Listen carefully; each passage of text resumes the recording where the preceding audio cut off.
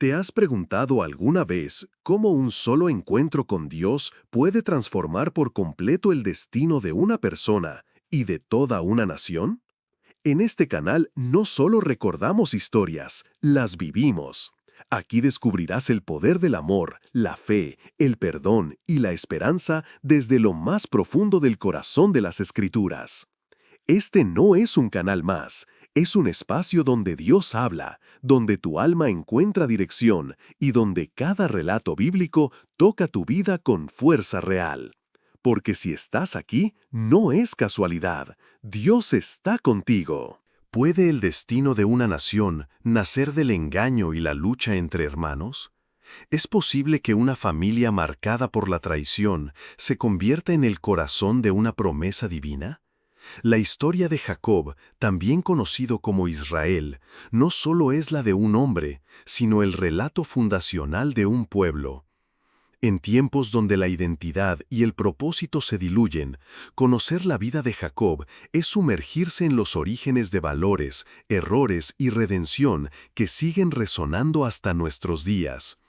Esta es una travesía por el tiempo, un encuentro con el pasado para entender el presente. Capítulo 1. El susurro de un destino.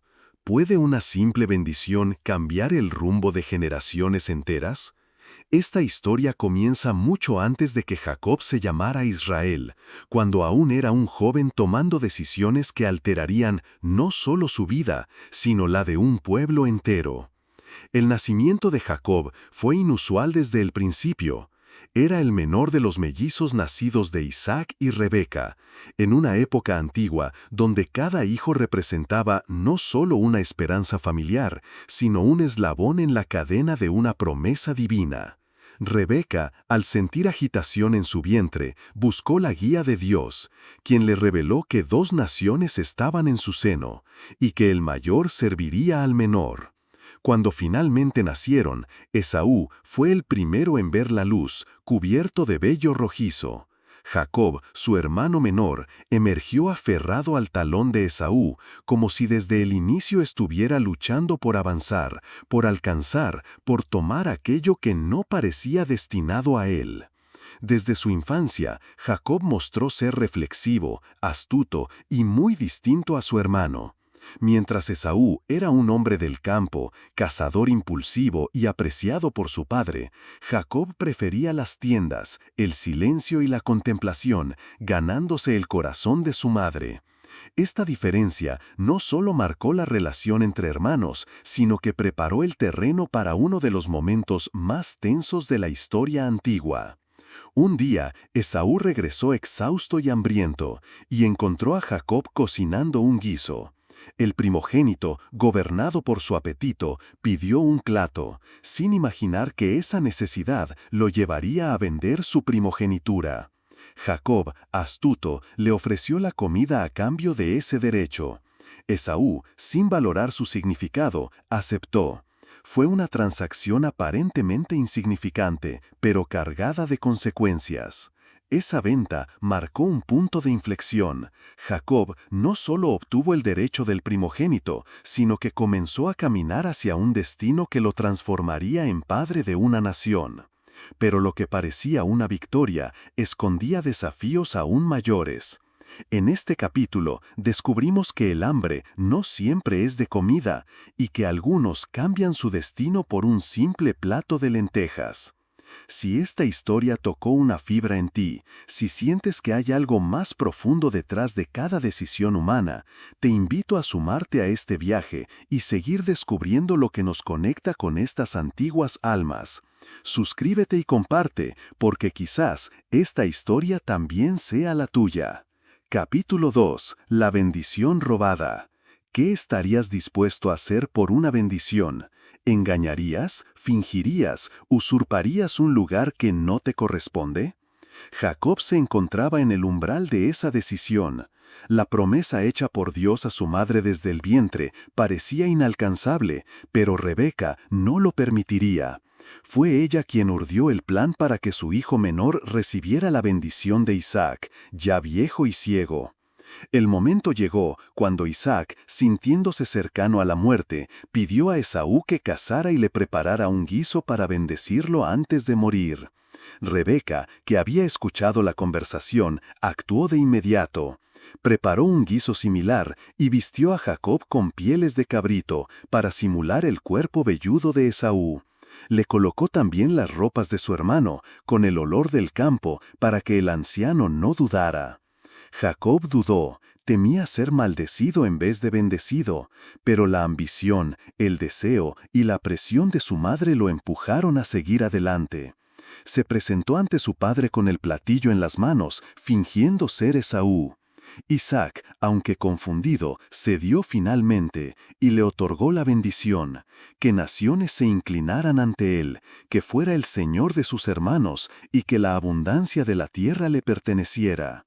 La bendición ya no podía ser retirada cuando Esaú regresó. Al enterarse, gritó de dolor y juró matar a Jacob después de la muerte de su padre.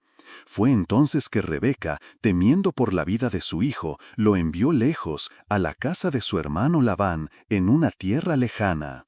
Jacob huía con una bendición que no parecía suya, perseguido por la culpa, el miedo y el peso de lo que había hecho.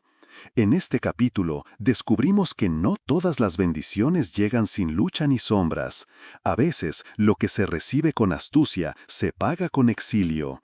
Y a veces lo que creemos haber ganado apenas comienza a forjarnos. Capítulo 3. La escalera en el desierto. ¿Puede un sueño cambiar la vida de un hombre? Jacob, solo y exiliado, dormía en el suelo, con una piedra como almohada. Era de noche y el desierto parecía indiferente a su angustia. Había huido de su hogar, de su hermano, de su pasado. Pero en ese abandono total ocurrió algo que transformaría su historia para siempre. En medio de su sueño, Jacob vio una escalera, apoyada en la tierra y que tocaba el cielo. Ángeles subían y bajaban por ella, y en lo alto estaba Dios. La voz divina rompió el silencio y habló directamente a su alma. Le recordó la promesa hecha a Abraham e Isaac: la tierra donde yacía sería suya y de su descendencia. Dios le aseguró que no lo abandonaría, que lo protegería y que cumpliría lo que había prometido. Al despertar, Jacob se estremeció. Aquella noche no había sido una más. Había sido tocado por lo divino, iluminado en medio de la oscuridad. Llamó a aquel lugar Betel, que significa casa de Dios. Tomó la piedra donde había dormido y la ungió como señal de ese encuentro, haciendo un voto: si Dios lo acompañaba y lo traía de regreso en paz, él le serviría con fidelidad. Ese sueño no solo le dio esperanza, sino también dirección. Comprendió que aunque su viaje había comenzado con engaño y huida, estaba siendo conducido por un propósito mayor. A veces, la presencia de Dios se manifiesta en los momentos más solitarios, en las noches más frías, cuando creemos que todo está perdido. Este capítulo nos recuerda que incluso cuando escapamos, cuando cargamos con culpa o miedo, Dios puede aparecer y transformar un desierto en un altar. Porque en lo más bajo puede comenzar la verdadera elevación. Capítulo 4. ¿Puede la voz de Dios resonar entre las pérdidas, los silencios y las tumbas? Tras la reconciliación con Esaú, pensó que la calma regresaría, pero la vida no da tregua a los elegidos. Mientras avanzaba por Canaán, su hija Dina fue ultrajada por Siquem, hijo de un príncipe. La ira de sus hermanos, Simeón y Leví, desató un baño de sangre en venganza. Jacob no celebró esa justicia cruel. Temió por su casa, por su nombre, por su misión. Fue entonces que Dios habló nuevamente. Le ordenó regresar a Betel, donde todo había comenzado. Allí, Jacob purificó a su familia, enterró ídolos, levantó un altar. Dios lo bendijo de nuevo, reafirmando su nombre, Israel. No era solo una repetición, era una renovación. A veces, para seguir adelante, hay que regresar al origen y restaurar lo sagrado. Pero la tragedia golpeó. Mientras viajaban, Raquel dio a luz a su segundo hijo, Benjamín, y murió en el parto. Jacob la enterró en el camino, bajo una piedra, llorando no solo la pérdida de su amada, sino de una parte de sí mismo. No hay visión de futuro sin dolor. El patriarca aprendía que las promesas divinas también atraviesan el valle de las lágrimas. Capítulo 5. ¿Qué ocurre cuando el linaje de una promesa se tambalea desde adentro? Jacob, ahora con muchos hijos, veía cómo su casa crecía, pero también se fracturaba. Rubén, su primogénito, cometió una falta imperdonable al acostarse con Bilhá, concubina de su padre. La traición ya no venía del exterior. Los conflictos germinaban en el corazón mismo de su descendencia. Sin embargo, la historia tenía que continuar. Jacob se estableció en Hebrón, donde su padre murió. La muerte marcaba el cierre de una generación. Jacob, heredero del pacto de Abraham, ahora era la figura central. Pero algo en su vida estaba a punto de cambiar para siempre. De entre todos sus hijos, uno brillaba con un fulgor distinto: José, hijo de Raquel. Jacob lo amaba más que a los demás. Le regaló una túnica especial, y esa diferencia encendió los celos de sus hermanos. José tenía sueños extraños. Veía a su familia postrada ante él. El futuro hablaba, pero nadie quería escucharlo. Jacob, aunque intrigado, no entendía completamente los símbolos. Tal vez, como padre, subestimó el peso del favoritismo. El destino de su casa pendía de un hilo invisible: la envidia, el amor y los sueños que aún no se cumplían. Capítulo 6. ¿Puede el corazón de un padre sobrevivir al engaño de sus propios hijos? Un día, Jacob envió a José a ver a sus hermanos que pastaban lejos. No volvió. En su lugar, recibió una túnica ensangrentada. Le dijeron que una bestia lo había devorado. Jacob rasgó sus vestiduras y cayó en un duelo sin consuelo. No sabía que sus propios hijos habían tramado su desaparición. Mientras José era vendido como esclavo a Egipto, Jacob vivía su dolor más profundo. Ninguna palabra lo consolaba. Ningún hijo podía reemplazar al perdido. La tristeza se volvió su sombra, su alimento diario. Jacob, el hombre que luchó con Dios, ahora luchaba con la pérdida. Pero el plan divino seguía su curso. José, en tierra extranjera, prosperaba. El sufrimiento de Jacob no era en vano. Era parte de una narrativa mayor que él no alcanzaba a comprender. A veces, la esperanza se gesta en el silencio del sufrimiento. Capítulo 7. ¿Cómo se reconstruye la fe cuando todo parece desmoronarse? Una gran hambruna azotó la tierra. Jacob, cansado y envejecido, ordenó a sus hijos ir a Egipto a buscar alimento. Jamás imaginó que eso abriría un capítulo que cambiaría la historia de su linaje. Los hermanos llegaron ante José, ahora gobernador de Egipto, sin reconocerlo. Él los probó, los interrogó, exigió que trajeran a Benjamín. Jacob se resistía, temía perder también al hijo menor de Raquel. Pero el hambre y la necesidad lo doblegaron. Con el corazón apretado, dejó marchar a Benjamín. Su oración a Dios fue sincera, desesperada.